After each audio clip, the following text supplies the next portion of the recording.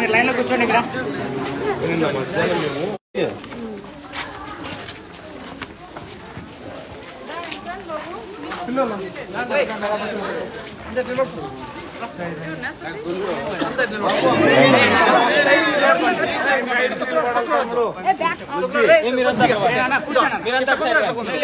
అట్లా కొద్దిమంది అట్లున్నాయి నువ్వు అట్లా మేడం మీద దూరం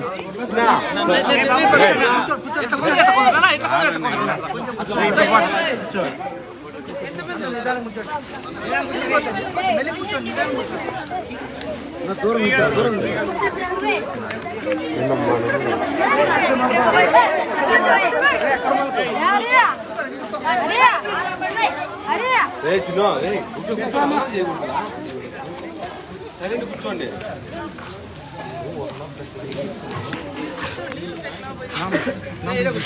ఎవరు మాట్లాడుతున్నా లైవ్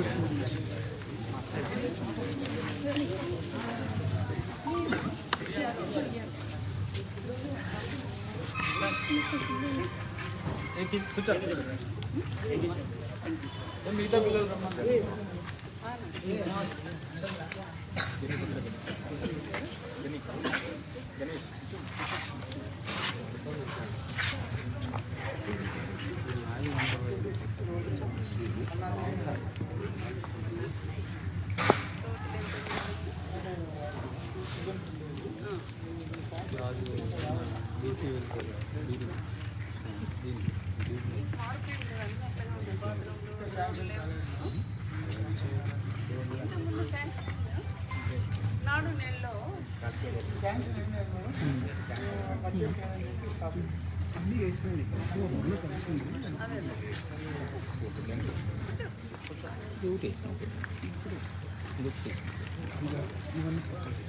నన్ను భోజనం బాగుందా? వెళ్ళి బాగుంటుందా? ఇంకేం ప్రాబ్లం? ఎందుకంటే అడిగారా మీరు? ధైర్యం చెప్పండి, ఏం పర్వాలేదు.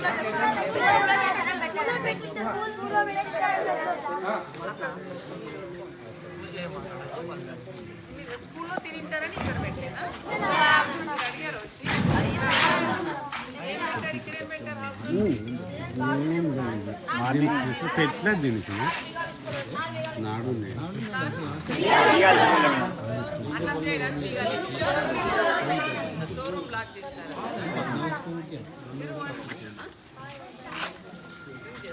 ప్లీజ్ మాట్లాడి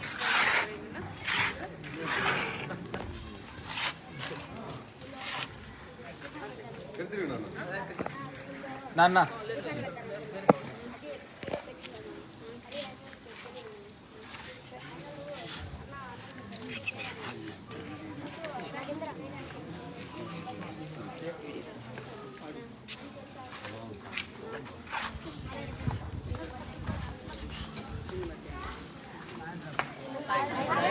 మధ్యాహ్నం లేదు ఎవరికి భోజనం? 5:30కి చేసి పెట్టారా? మీరు అడగలే లేకపోయినా వాటేనా? అన్నంలో చదివితే ఏమేమో సమాధానం వేరే నేను మధ్యాహ్నం అందరూ ఉపవాసం ఇక్కడ ఎంతమంది తిన్నారు? బయట బయట తిన్నారు అంతే కదా.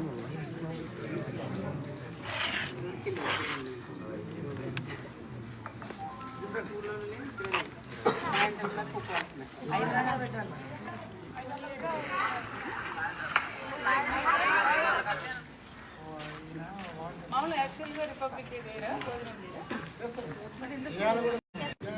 ఇంతకుముందు ఆగస్టు 15 అప్పుడు స్కూల్లోనే పెట్టారండి.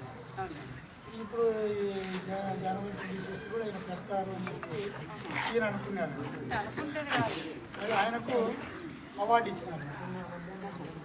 2 గంటల వరకు అక్కడే ఉన్నాడు. ఈయన వర్కరు స్కూల్లో పెట్టలేదనే సంగతి ఆయన చెప్పలేదండి. ఏం జరిగిందని మేము ఎంక్వైరీ చేసేస్తే నాకు ఎవరు చెప్పలేదు సార్, వాళ్ళు పెట్టారని నేను అనుకున్నాను, నా వర్కర్ కూడా ఫోన్ చేయలేదు అని చెప్పి నువ్వు ఫోన్ చేయాలని అంటే మాకు జనరల్గా స్కూల్లో పెట్టాలని అనుకున్నాను సార్ నేను అన్నాను. అప్పుడు 3:30కు మాకు ఇన్ఫర్మేషన్ వస్తుంది. మేము మీల్స్ అరేంజ్ చేసేసి 4:30 తయారు చేసి మీల్స్ పెట్టించాం. చేయాలా జనరల్గా అది చేయాలి మేడం. ఈయన స్కూల్లో పెడతారని చెప్పి అది ఆయన సండే స్కూల్లో జనరల్గా పెడతాను స్కూల్లో పెడతానండి. నిన్నటి రోజు అంటే 26th వచ్చేసి మనకి హాలిడే ఉంటుంది. అంటే అప్పుడే 11 గంటల దాకా పెడతారండి. అదే ఫుల్గా పెడతారంట మేడం, అన్నం పెడతారంట. ఈయన పెడతారని చెప్పి పిల్లలు వచ్చి అడిగారంట. దానికి తోడు సండే మేడం స్కూల్లో కూడా ఎట్లా పెడతారు? వర్కర్ వచ్చి చెప్పారంట పిల్లలు, అన్నా మాకు అన్నం లేదు చెప్పండి అని. ఈ వర్కర్ ఆయనకు ఫోన్ చేయలేదండి.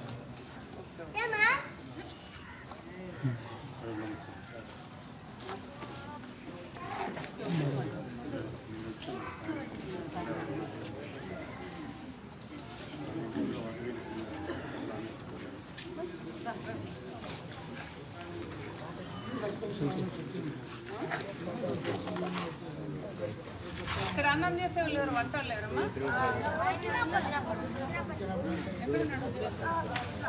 అన్న ఒకడే ఉంటాడు.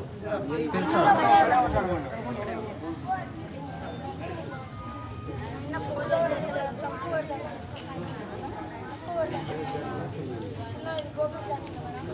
కూడా తక్కువ పెడతారు.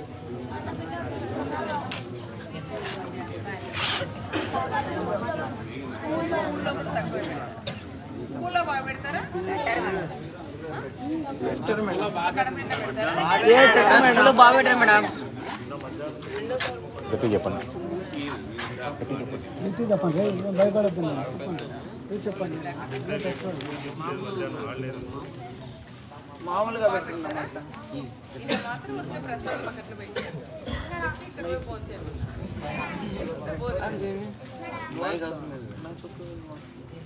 నిన్న తాటి అందరూ వచ్చినారు కదా, చంద్రబాబు నాయుడు తెలిసి వాట్సాప్లో చూసి సార్ పంపించినాడు. పిల్లలు ఎవరికి అన్నం లేకుండా ఉపవాసం ఉన్నారు. మా స్కూల్లో అన్నం సరిగ్గా ఉన్నది. బాగున్నది మేడం, స్కూల్లో బాగున్నది మేడం. ఒకసారి 2 సార్లే పెడతారు మేడం, మరీ రావద్దు అంటారు మేడం. అంటే ఆకలికి అవసరమైనంత పెట్టట్లేదు అనేది వాళ్ళ బాధ. కడుపునే పెట్టలేదు.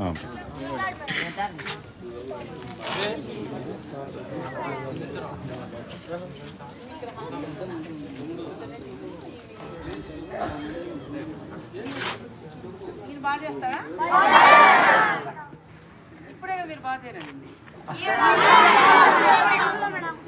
మేడం మాకు అన్నది అయితే ఏం ప్రాబ్లం లేదు మేడం. కడుపు నిండా పెడతారా?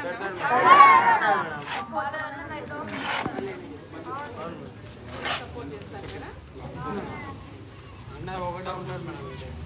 ఇక్కడైతే భోజనం బాగుంది, అక్కడ స్కూల్లో కడుపు నిండా అన్నం పెట్టలేదండి.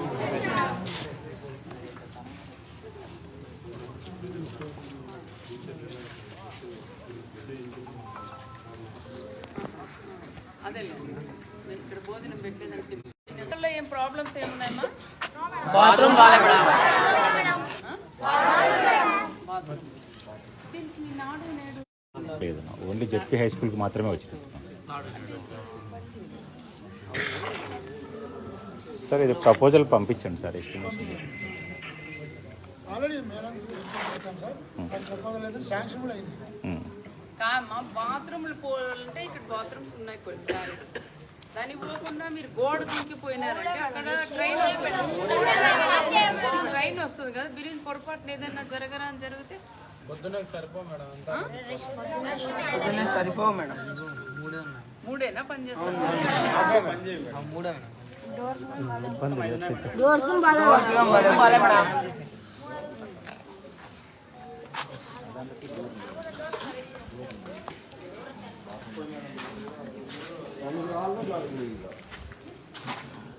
రేపు నిన్న అంతే ముందే ఆఫీస్ ముందేనే రాదు.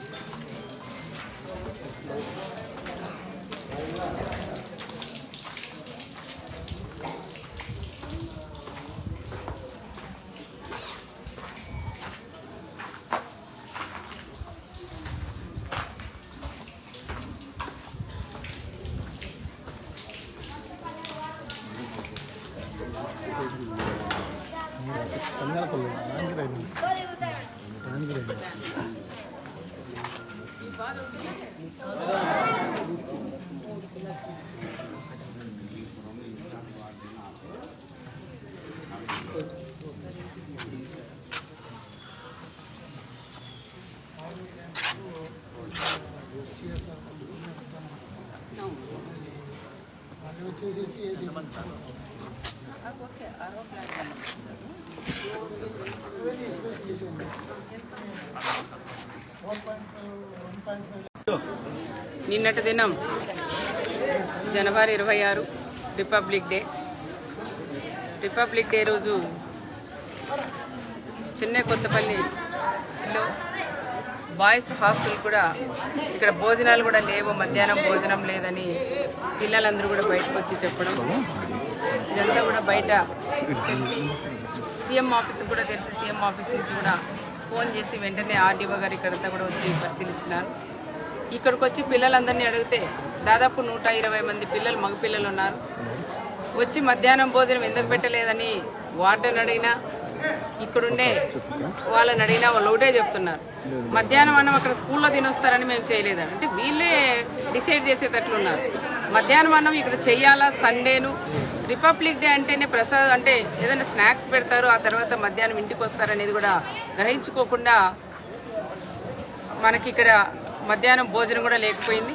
వార్డెన్ కూడా పిలిపించి అడిగితే వార్డెన్ కూడా నాకు అవార్డు వస్తే నేను పుట్టపర్తికి వెళ్ళాను అవార్డు తీసుకోవడానికి, ఇక్కడ చిన్న గ్యాప్ వచ్చిందని చెప్తారు. గ్యాప్ కాదు, ఫోన్ చేసి వెంటనే అక్కడుండే హై స్కూల్లో ఉండే టీచర్స్ కానీ ఇక్కడ వీళ్ళు కూడా మాట్లాడుకొని మధ్యాహ్నం భోజనం మీరు పెడుతున్నారా లేదంటే ఇక్కడే చేయాలనేది ఒక్కసారి ఫోన్ చేసి అడిగింటే కూడా ఈ సమస్య కూడా వచ్చేది కాదు. కానీ వాళ్ళు ఫోన్ చేయకపోవడం వల్ల మధ్యాహ్నం భోజనం లేకుండా పిల్లలందరూ కూడా ఉపవాసం ఉండే పరిస్థితులు ఉన్నాయి. వాట్సాప్లో దీంట్లో కూడా చూసి వెంటనే కూడా స్పందించి ఇక్కడ వచ్చి మళ్ళీ మధ్యాహ్నం భోజనాలు కూడా ఏర్పాటు చేసి మధ్యాహ్నం 3:30కు పిల్లలకి అన్నం పెట్టే పరిస్థితి కూడా వచ్చింది. అంటే ఒక్కసారి అది ఆలోచన చేసింటే కూడా బాగుండు, మరి ఆలోచన చేయకోకుండా వాళ్ళు నెగ్లెక్ట్ చేసిన దానికి ఈ పరిస్థితి వచ్చిందని కూడా చెప్తున్నాం. పిల్లలందరినీ కూడా కూర్చోబెట్టి కూడా అడిగితే వాళ్ళు కూడా ఒకటే చెప్తున్నారు, భోజనాలు అయితే డైలీ బాగుంటాయి కానీ ఈరోజు మధ్యాహ్నం మాకు భోజనం పెట్టలేదు మేడం అని వాళ్ళు చాలామంది పిల్లలు పాపం 10 మంది తిన్నారు. దాదాపు 110 మంది పిల్లలు నిన్న ఉపవాసం ఉండే పరిస్థితులు కూడా తెచ్చినారు. మళ్ళీ వెంటనే స్పందించి వాళ్ళకి భోజనాలు కూడా ఏర్పాటు చేసి భోజనాలు పెట్టించింది కూడా జరిగింది.